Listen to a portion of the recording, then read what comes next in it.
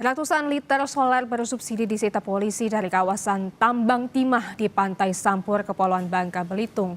BBM diduga akan digunakan untuk operasional ponton isap produksi atau PIP timah ilegal.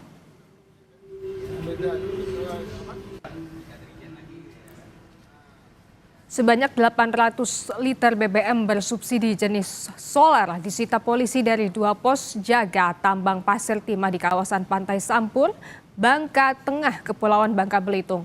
Solar subsidi tersebut ditemukan tersimpan di puluhan jerigen dan diduga akan digunakan untuk operasional PIP pasir timah di wilayah perairan setempat. Pelaku diketahui memperoleh BBM solar subsidi tersebut dari SPBN TPI Ketapang dengan menggunakan surat rekomendasi untuk kapal nelayan yang dikeluarkan oleh Dinas Kelautan dan Perikanan Pangkal Pinang. Namun dalam praktiknya BBM yang harusnya diperuntukkan bagi nelayan justru tidak disalurkan sesuai ketentuan. Solar subsidi itu malah diselewengkan dan dijual kembali ke pihak lain demi meraup keuntungan pribadi.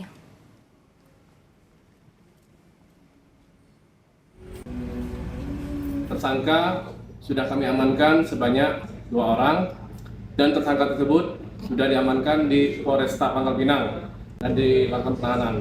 Untuk BB yang kita amankan, berhasil kita amankan sebanyak 40 jerigen bahan bakar solar subsidi yang lebih kurang sebanyak 800 liter, dan BB yang lainnya adalah nota pembelian BBM subsidi dari SPBN.